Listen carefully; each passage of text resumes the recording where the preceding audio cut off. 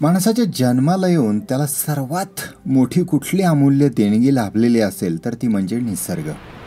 हा निसर्ग सतत माणसाला काही ना काही देतच असतो. इथूनच आपल्याला जगण्याची ऊर्जा मिळते. मग हा निसर्ग जवळून पाहिला, अनुभवला तर बऱ्याच प्रश्नांची उकल होते, जगणं सुखकर होतं. तेव्हा आजच्या भागात आपण असाच सुंदर निसर्गाचं दर्शन पाहणार आहोत आणि स्थळ आहे अर्थातच अंबोली. पण या व्यतिरिक्त अंबोलीमध्ये विपुल प्रमाणात अशी जैवविविधता आहे आणि तीच आपल्याला आजच्या या दुसऱ्या भागामध्ये पाहायची आहे. तेव्हा चला सुरू करू. आधीच्या भागात दाखवल्याप्रमाणे आम्ही पावसाळ्यातली अंबोली पाहिली. हा एपिसोड तुम्ही जर पाहिला नसेल तर कोपऱ्यातला आय बटन दाबून तो आधी पहा.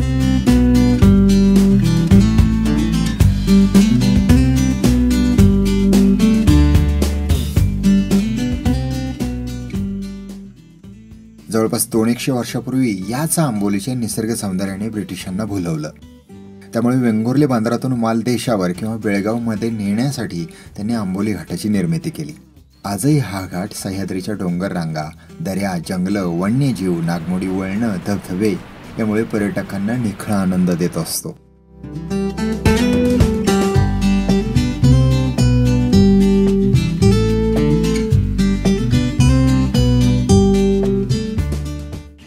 आम्ही आंबोलीतल्या रस्त्यालगतच्या असणाऱ्या झाडीतल्या एका सुंदर घरामध्ये राहिलो. मृगया नेचर रिट्रीट असं त्याचं नाव. या मृगयामध्ये आल्यानंतर पहिल्यांदा तुम्हाला असं पार्किंग करावं लागतं. ही पार्किंग स्पेस आहे आणि मग आपण मृगयाच्या गेटमधून आतमध्ये एंट्री करतो. एंट्री खूप सुंदर आहे. चला आपण पाहूया. झाडीतल्या कमानीतून आपण आत जातो.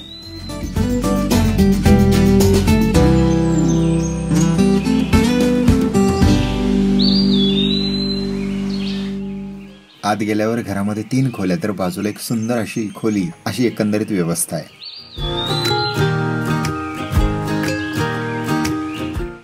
या झाडीत पावसाच्या पाण्याचा, पक्ष्यांचा, रातकिड्यांचा त्यावेळी अखंड आवाज सुरू असतो. बेडकाची तर जणू इथे शाळाच भरलेली असते. त्यांचा डरावडरावा आवाज सतत कानावर पडत असतो.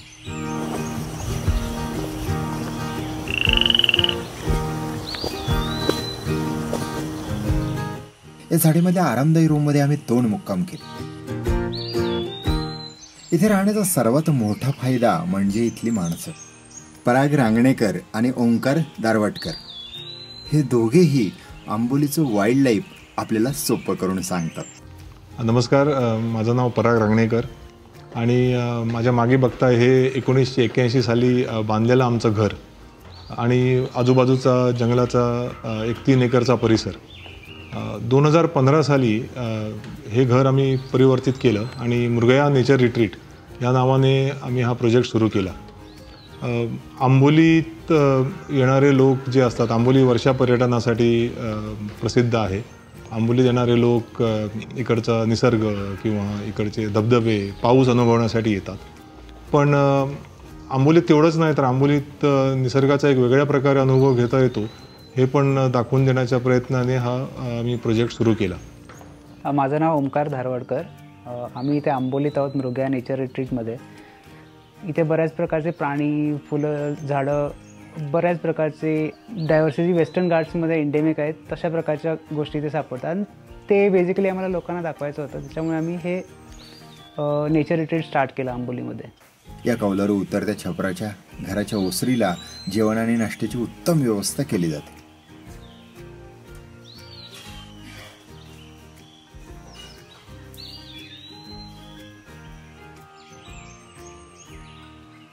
ऑर्डर प्रमाणे जेवण सर्व केलं जातं.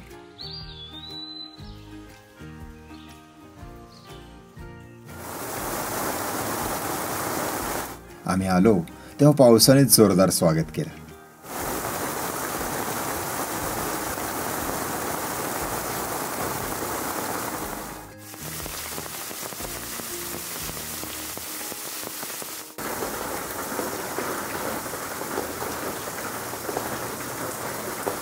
मग दुपारी आराम केला. दुपारनंतर आवरून जंगलातला फेरफटका मारायला गेलो. ओंकार आम्हाला आंबोलीच्या चेकपोस्ट जवळ घेऊन गेला. तिथेच गाडी लावून आम्ही आंबोली वन उद्यानाच्या दिशेने निघालो. जाताना गर्द झाडीच्या धुके पसरलेल्या नैसर्गिक बोगद्यातून आम्ही पुढे चालत राहिलो. इथेच MTDCच्या गेस्ट हाऊस पुढून आम्ही आंबोलीच्या वन उद्यानाजवळ पोहोचलो.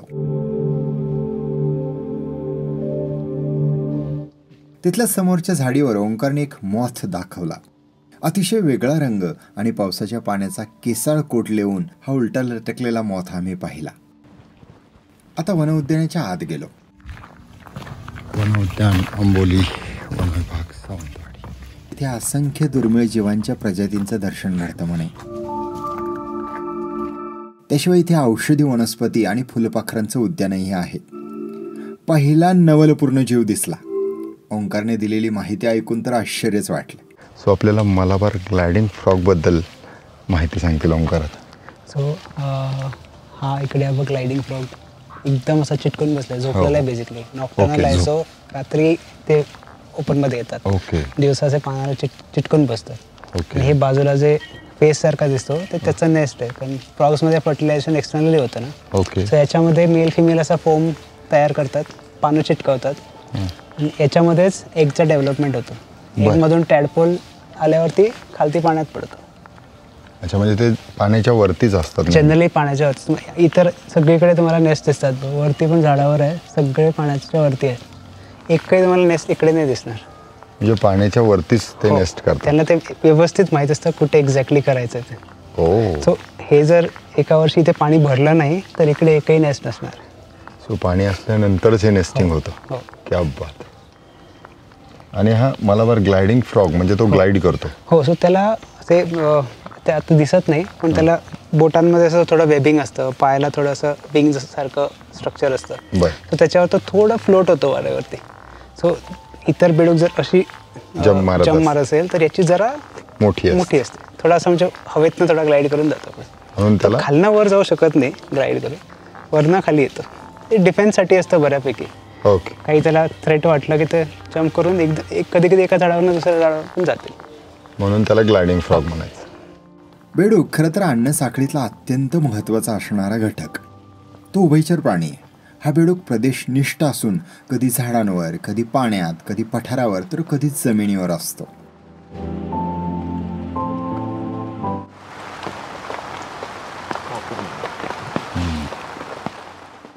या आमच्या ट्रेलमध्ये ओंकारने अनेक अंडी, बेडूक आणि त्यांच्या अधिवासाची ओळख करून दिली. ओंकार तीक्ष्ण नजरेने कुठे काय मिळतंय का हे सतत शोधत राहिला. त्याने एका फांदीवरची बेडकांची अंडी शोधली. हे जरा वेगळं प्रकरण होतं बरं का.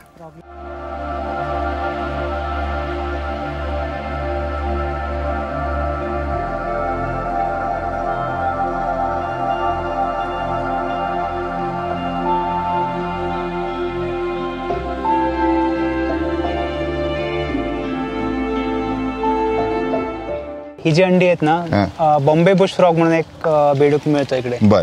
त्याला टाईपरायटर फ्रॉग पण म्हणतात. जर tick tick tick tick tick त्याचा कोण टायपिंग करतो तसा आवाज असतो त्याचा, म्हणून त्याला टाईपरायटर फ्रॉग पण म्हणतात. ओके. सो जनरली सगळ्या बुश फ्रॉग्स मध्ये अशी सिस्टम असते की आता बाकी तुम्हाला फ्रॉगची लाईफ सायकल माहिती आहे की अंड्यामध्ये टॅडपोल निघतो, मग पाय फुटतात, हात फुटतात, शेपटी जाते.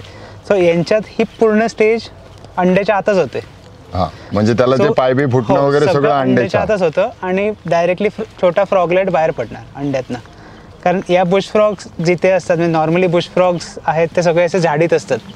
सो खाली वॉटर बॉडीज असतात नसतात. सो त्याच्यामुळे त्याला अशी अडॅप्टेशन आहे की ते जे हवेतलं मॉइश्चर आहे किंवा ते मॉसवरती पाणी घातलंय त्या मॉइश्चरमध्ये ते डेव्हलपमेंट होतं त्याचं.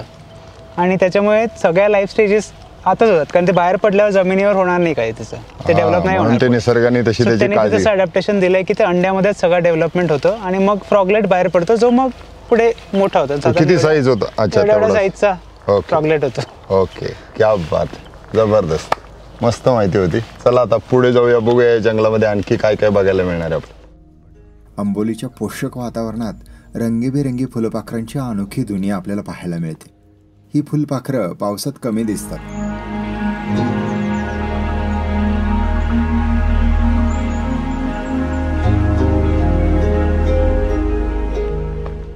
आता आम्ही पुढे चालत राहिलो.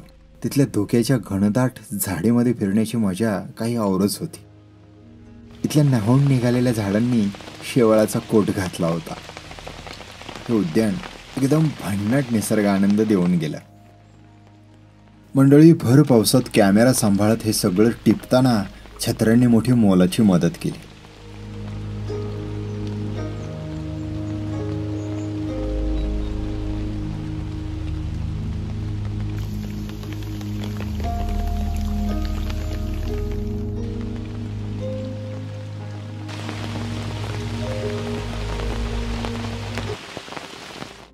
हे सर्व पाहताना तुम्हाला गमबूट दिले जातात. हे मृगामध्ये ठेवलेले आहेत.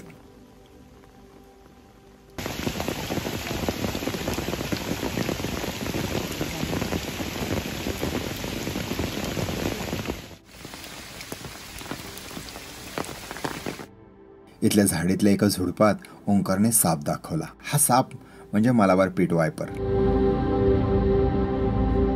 आता आम्ही चौकुळच्या दिशेने पुढे निघालो. रस्ता पूर्ण धुक्यात हरवलेला होता. पावसाची संततधार सुरूच होती. आंबोली ते चौकुळ हे अंतर साधारण 11 किलोमीटरचं असावं.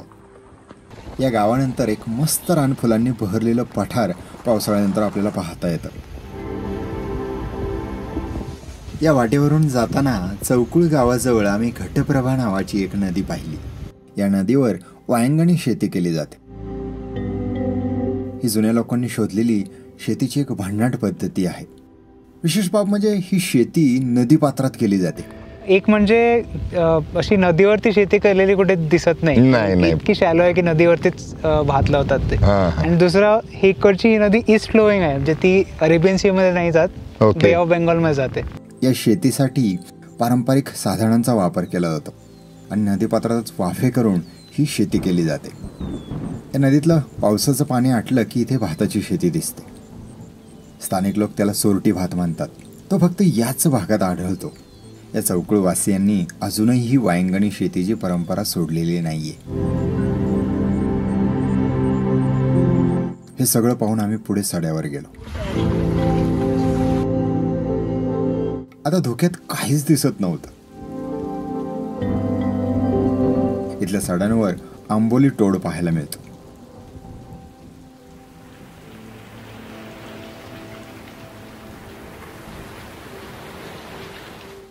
या सड्यावरच्या सगळ्या जीवजंतूंना, झाडांना, फांद्यांना, फुलांना पावसाने चिंब भिजवून टाकलं होतं. धोक्याने वाकलेली सृष्टी मोठी सुंदर दिसत होती. पावसाच्या सरी आणि त्या धुक्यामध्ये हरवलेलं वातावरण पाहत असतो आपण. आम्ही मृगया होमस्टेमध्ये राहतोय आणि या मृगयामधून ट्रेल करायला आलोय. मग बेडूक असतील, त्याच्या प्रजाती असतील, इन्सेक्ट्स असतील, त्यांची अंडी असतील, साप असतील, हे सगळं आम्ही पाहत पाहत या जंगलांमधून फिरतोय. प्रचंड सुंदर अनुभव आहे. स्पीसीस हेबेनेरिया रेरिफ्लोरा म्हणून. मंडळी, आपण आता चौकुळच्या सड्यावरती आलोय आणि इथं खरं तर रानफुलं असतात खूप उमललेली. पण आपल्याला इथे काय काय पाहायला मिळतं या सड्यावरती? काय स्पेशालिटी आहे इथे? एक मेन म्हणजे आंबोली टोड आहे, जो फक्त आंबोलीत मिळतो, बाकी जगात कुठे नाही मिळत. ओके. तो इकडे ब्रीड करतो या प्लॅटोजवरती. सो पावसाच्या सुरुवातीला भरलेले असतात. म्हणजे आता थोडे बारीक बारीक फ्रॉगलेट्स दिसतील, चालता चालता उड्या मारताना दिसतात. म्हणजे पूर्ण प्लॅटोभर हे आंबोली टोड्स भरलेले आहेत. बर. इथे बाकी पण अजून एक स्पीसीज मिळते, तशीच रेडिश बरोविंग फ्रॉग म्हणून. तो पण सिमिलर कलरचा असतो. ओके.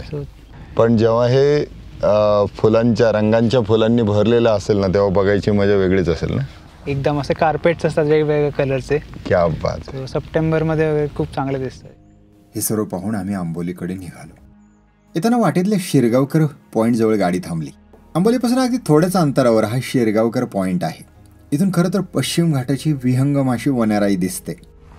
पण आम्ही गेलो तेव्हा मात्र ते पूर्णपणे धुक्यात हरवलं होतं, त्यामुळे काहीच दिसलं नाही. परत येताना वाटेवरच्या एका जंगलात आम्ही ओंकार बरोबर पोहोचलो.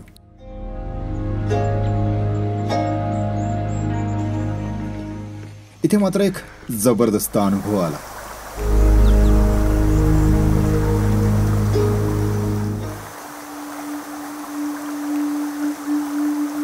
सावध शोधू लागलो.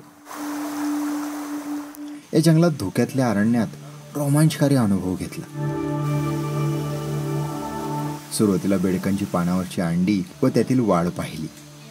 हे निसर्गातलं रहस्य आजच नव्याने कळलं बरं का.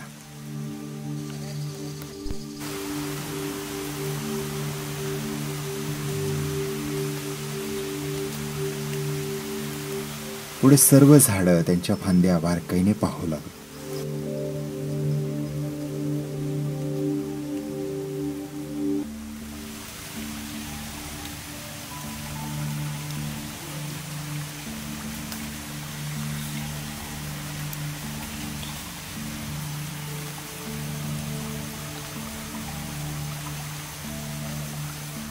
ओंकारने सर्व जागा शोधत कुठे एखादा साप मिळतोय का ते पाहिलं.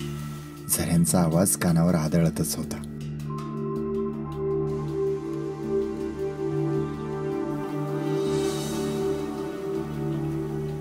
इतक्यात ओंकारने ते पहा असं म्हटलं आणि ओल्या फांदीवर पहुडलेला एक मलाबार पीट वायपर आमच्याकडेच पाहत होता.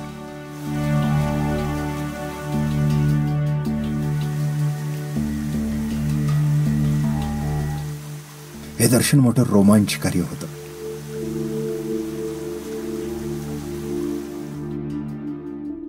मित्रांनो, हा अनुभव अतिशय जबरदस्त होता.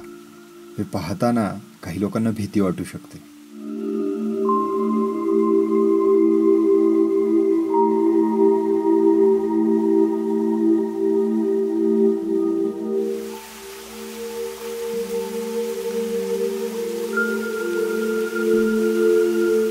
हा सुंदर निसर्ग आविष्कार पाहून आम्ही निघालो. आंबोलीत पोहोचलो.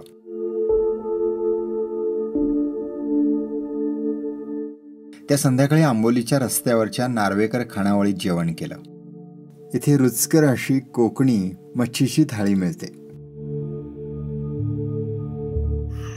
रात्री निवांत रूमवर पोहोचलो. दिवस कसा संपला कळलंच नव्हतं.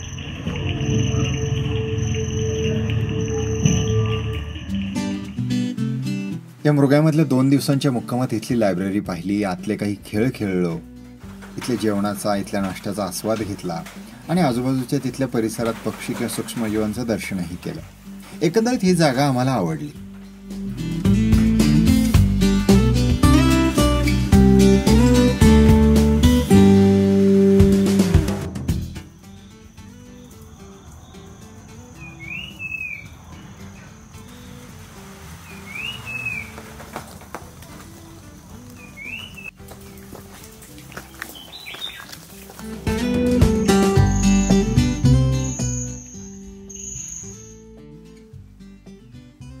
मंडळी, आंबोलीच्या जैवविविधतेबद्दल काय बोलणार.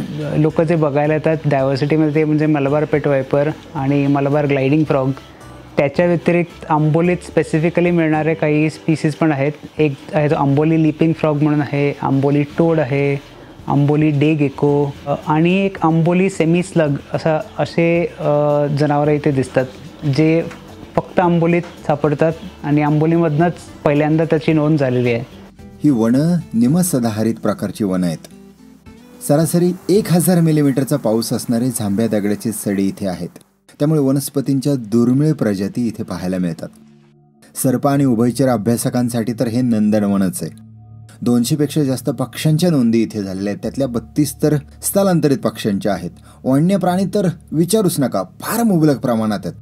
आंबोलीतल्या हिरण्यकेशी नदीच्या उगमाजवळ शिष्टुरा हिरण्यकेशी या नवीन प्रजातीच्या माशाची नोंद झाली आहे. संशोधकांनी इच्सिमम आंबोलियन्स नावाच्या एका गवताची प्रजाती इथे शोधली आहे. किती सांगता येईल आंबोलीबद्दल, निसर्गाबद्दल आणि इथल्या जैवविविधतेबद्दल. की निसर्गात काहीतरी पर्यटन करा आणि त्याला आपण मग इको टुरिझम म्हणतो. तर आम्ही आता वाईल्ड लाईफ टुरिझममध्ये कार्यरत आहोत. तर जेव्हा आपण पक्षी बघायला जातो किंवा कुठलेही वाईल्ड लाईफ बघायला जेव्हा जातो तेव्हा थोडे एथिक्स पाळणे खूप गरजेचं आहे. आंबोलीचंच बोलायचं तर जेव्हा आपण बेडूक बघायला जातो किंवा साप बघायला जातो तर त्यांच्या अधिवासात जेव्हा जातो तर त्या अधिवासाचा त्या जनावराचा आपण तेवढाच रिस्पेक्ट ठेवला पाहिजे.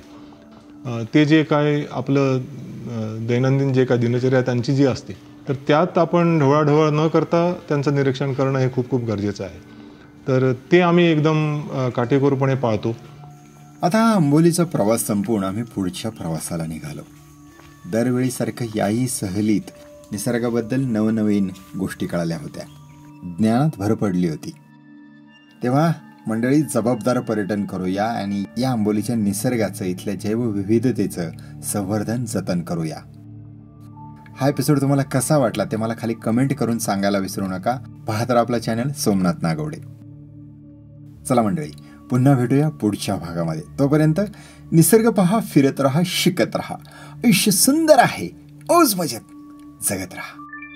या आंबोलीच्या 2 भागांमधून आपण हे पाहिलं की इथे प्रत्येकासाठी काही ना काही आहेच. तेव्हा या सुंदर ठिकाणाला तुम्ही अवश्य भेट देऊ शकता.